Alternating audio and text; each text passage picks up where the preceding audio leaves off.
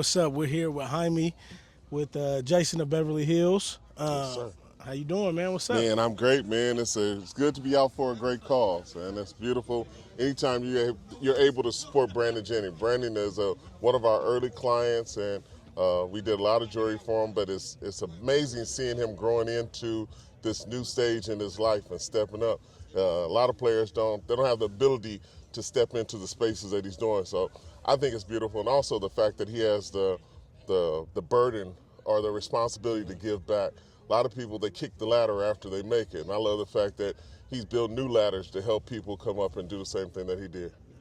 No, that's awesome. That's awesome. The first thing, I would really want to talk about is this awesome ring that you got on. I'm a fan of the championship rings. I love when the new You have ones. a few of them yourself. I only got one. I mean, if you have any more, I would love some more. But out of all of the ones that you've made and been a part of in the process of making, like, what has been your favorite one that you've made? Our favorite one is, paying respect to a gentleman named Dr. Jerry Buss. Dr. Jerry Buss gave us an opportunity when we weren't in a position to even do it. He gave us an opportunity to make championship rings, and we weren't prepared for it. But it's like anything. If somebody asks you if you could do something and it's a big opportunity, do you run from the opportunity or do you run to it? And we ran to it and we made it, and we finished the rings an hour before the game that we were supposed to do them in, but we got it done. And I think it was just beautiful to say that you're from Los Angeles and you grew up a Laker fan, and you're able to be a part of the history of the team that you grew up watching. So for me, it was a certain thing. And then it was also a ring for Kobe. It was Kobe's first ring without Shaq. Mm-hmm. The Staples Center was brand new, and instead of, when we made rings that were conversation pieces. So we came into the game and we made things a little different. So the first ring we made, the Staples Center was new, and we made the ring in the shape of the Staples Center. So then the next ring, they went back to back, and the next ring we made it with a piece of the ball inside the ring. But those are conversations. But because Dr. Buss gave us the opportunity, I got a special allegiance, and I think Dr. Buss was one of the greatest owners to ever do it. So I got to pay respect to him. He was the first. You said you're a Lakers fan, correct? Born and raised Laker fan. How many do you foresee us getting in the future? How many more times do you think maybe the Lakers? I don't know. I'm a fan. It's a scary time because it's a new regime, mm-hmm. and a lot of us, transitions characterize our existence. So sometimes it's difficult dealing with change, mm-hmm. and because we were so familiar with the Buss family, I'm anxious to see how the new owners are going to come in and how they're going to take it to the next level, or if they're capable of doing it. So I don't know. I'm sitting back and I'm kind of concerned. And then I'm also concerned about, what's the future of LeBron? Like, how's that going to go? So it's a lot of variables in there. And if you look at the landscape of the Lakers, the starting five looks different than I've ever seen it look. True. That's true. Has there ever been a team that you've been like, you know what, I may not want to work with them again? So the craziest thing in the world is the Boston Celtics won. And when the Boston Celtics won, Dr. Buss, when we got the ring deal, Dr. Buss felt as though he didn't want, if the Celtics ever got a ring, because he gave us the opportunity, mm-hmm. His ask, because whenever somebody does something for you, everybody has an ask. Right. And his ask was, if the Celtics win, I don't want you to do the rings. Wow. So then when me and Jason are watching the game, and we were like, and when the Celtics won, we were like, and then we were like in limbo because it's a different day. Right. The rivalry isn't as big as it is, though we're still going back and back between the number of championships that each organization has. So it's going back and back. But the blessing was we called Jeannie Buss, and Jeannie Buss was like, I'm a partner in the Securo Liquor with Wick, who owns the Boston Celtics, mm-hmm. and he's my friend. Mm-hmm. And she opened the doors for us. And I thought it spoke to her character, because some people would have just been like, oh, no, you can't do it. Mm-hmm. But the fact that she was open and she was like, it reminded me of her dad. Like, she was just like, I'm not going to get in the way of the bag. Right. That's good. That's good. Speaking of that, has there ever been a player or individual that you've worked with that you've been just very impressed with, that you really, really just stuck out beyond anybody else? I'm impressed with all of our clients because every client has a different story. So you have some clients that are famous athletes, but you have some billionaire guys that built things from ground up. But then you also have some guys that are a regular dude to where he's spending his last to get an engagement ring, and you want to help him. So I don't know. I really don't get caught up in who's better or not, because at the end of the day, everybody has a story, and I love stories. I'm a story person. Speaking of that, is there a certain piece that's your favorite that you ever made?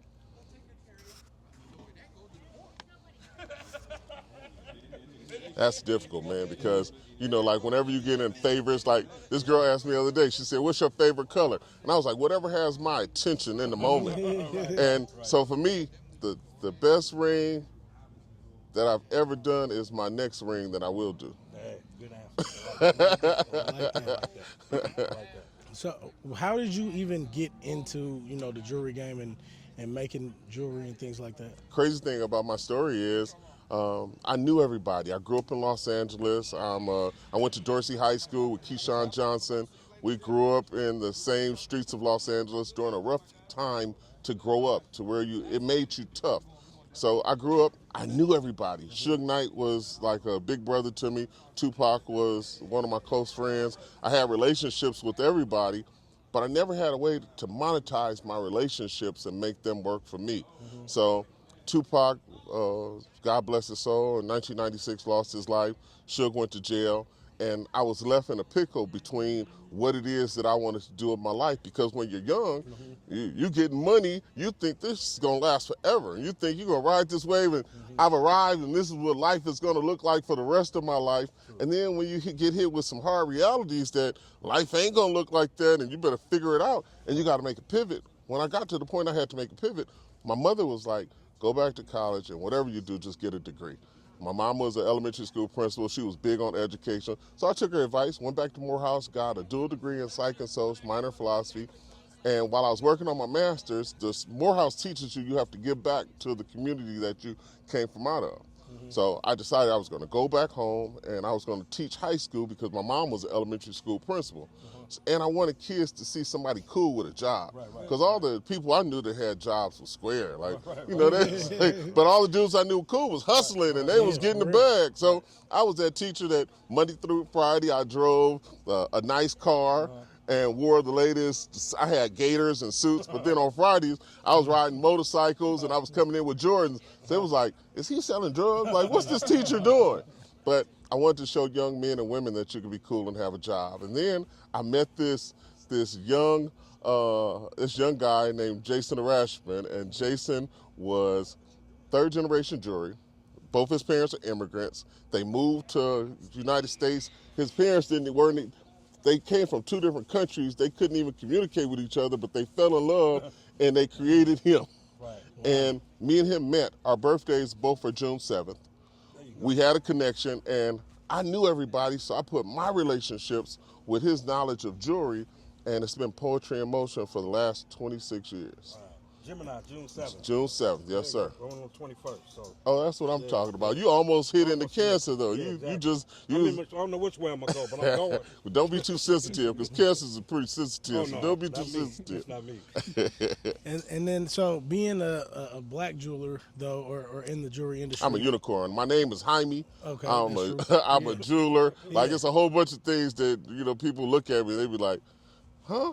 Make it make sense to me. Yeah, exactly. I just wonder, like, is there any, or at least off appearance, some people might see, do you find like there's any roadblocks or anything that, you've had to get through in that, or kind of you've always known, you said you're a people person, so you know kind of how to position yourself and be with the right people? I don't really believe in roadblocks. I believe roadblocks are, this guy told me the other day, he said, man, I don't have problems, I got choices. Yeah, right. So I don't really look at roadblocks like that. Like, whatever people have told me that I couldn't do, for me, I'm a 50-year-old man, and I wasn't supposed to be alive. Like, I have more friends that have been murdered or have faced untimely deaths than I do people that are out. Like, my friends weren't on SportsCenter. My friends was on the Channel 7 News. Yeah, for real. So the fact that I'm a 50-year-old man and I never thought that I would make it to 50, I just think every day is a blessing. Yeah. Do you? And then last question for me: do you have any? Like, obviously you make other jewelry than the rings. Yes. Do you have any pieces that like you've made for yourself that are your favorite, or that you've had made for yourself that are your favorite? Funny that you say that, man. I lost my mother. My mother was my everything, and I lost my mother 5 years ago. And when I lost my mother, I was trying to figure out what I was going to do. So I made a pendant, and I wear it every day. And this pendant it's my mom's fingerprint. Oh. So this is her picture. But on the reverse side is her fingerprint. And the beautiful thing about the fingerprint is it's unique to the individual, but the reason people wear their wedding ring on this finger is because it's the only finger in the hand where a vein from the finger goes to the heart. So whenever I'm having a bad day, I hold my mother's hand, and it lets me know like everything is gonna be okay. So I wear it every day, I don't take it off. No, that's beautiful. And I mean, kind of speaking back to the importance of not taking advantage, but utilizing your friendships and being strategic. Yeah, being strategic. I think, I mean, it's awesome to be able to overcome these obstacles and adversity. And I have to ask, like, what would you tell your 25-year-old self? You know, that's a question everybody asks, man. And the crazy thing is, I wouldn't tell him nothing because he wouldn't listen. Have you ever tried to talk to a 25-year-old and tried to tell him something? And the crazy thing is, even if it was, I'm talking to, man, I am you, bro. I'm going to give you the game. He would be like, you don't know anything. Like, maybe if I do something different. So what I would tell him is, man, I pray for you, man. I hope you make it, man. Keep your head up, buddy. Because I know it's just difficult when you tell young people something. Even when a parent tells their child things that can save them from obstacles, I think the only way we grow is when we go through the stuff that we survive. And I think that's where the growth takes place. So I would just tell them, like, man, keep your faith in God. Yeah, 100%, 100%. I also wanted to ask you, too, in terms of, I mean, you probably meet some very cool people and brush shoulders with, like, just people that, I mean, we're probably all fans of. And is there somebody that, like, in particular that stuck out to you? I don't know, man, because it's different chapters in your life. And, I mean, meeting from, like, Michael Jackson to meeting, but the crazy thing is I had known these people before, but even Suge Knight, like, a lot of people say things about Suge Knight, but for me, the way that I grew up, we didn't see too many guys that, you know, when Tupac died, Tupac was 25 years old, Suge Knight was 30 years old, but his company was almost at $1 billion evaluation. So when you see dudes that come up like you and they're able to succeed on that level, I think it's just powerful. But I think Tupac and Suge, and I think Nipsey Hussle, the rest in peace to the late Nipsey Hussle, who's a lot younger than me, but Nipsey was an amazing, and you know, sometimes it's not too often that people meet their purpose.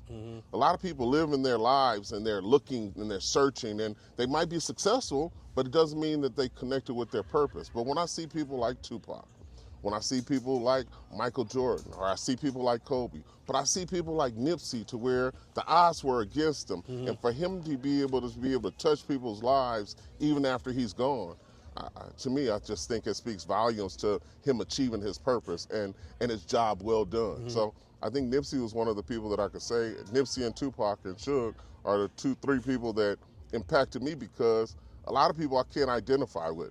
Everybody won't make a professional athlete, but I could identify growing up in the hood and trying to navigate through my choices and trying to figure out what is the best thing for me. But everything around me is negative, but I gotta look past the negative and get to success.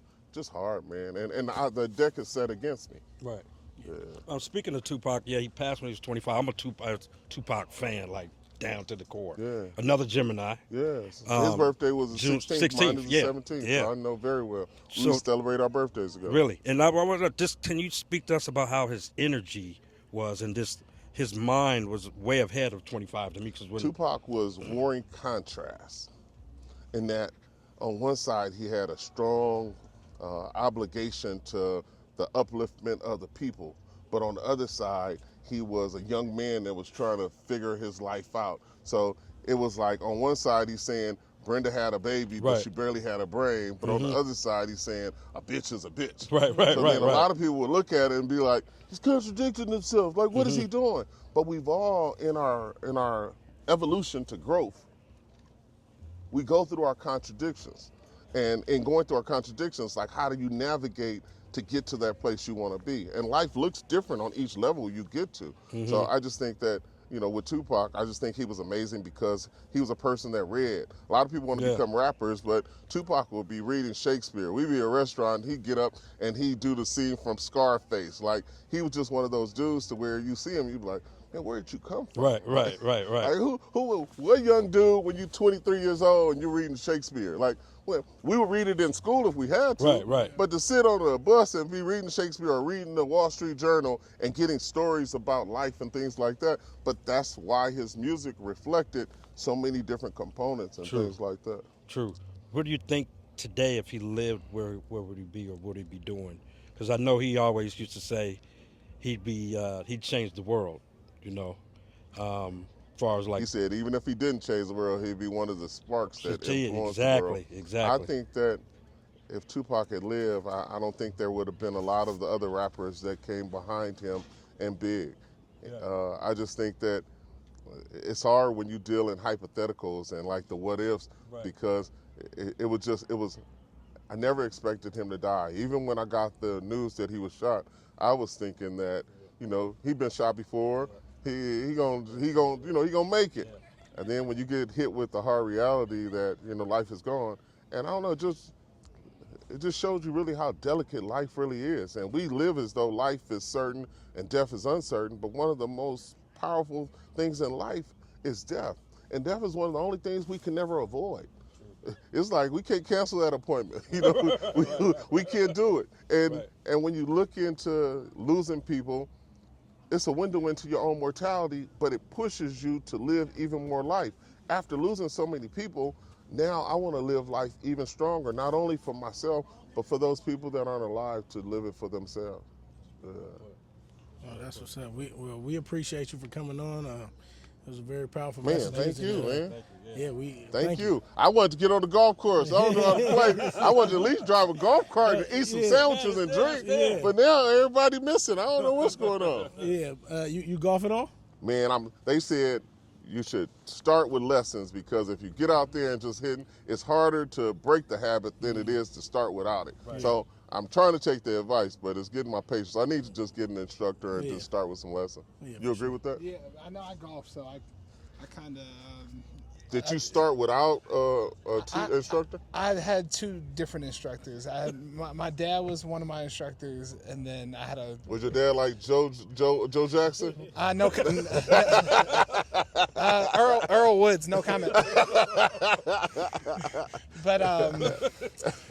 But no, like, I mean, I've grown to love it, and I mean, yes, it's frustrating to start at the beginning, but like once you build those good habits front with it, like it becomes easier and more enjoyable. Like with anything in life, I feel like you're able to build these good habits, and then you're just having fun. You're in nature.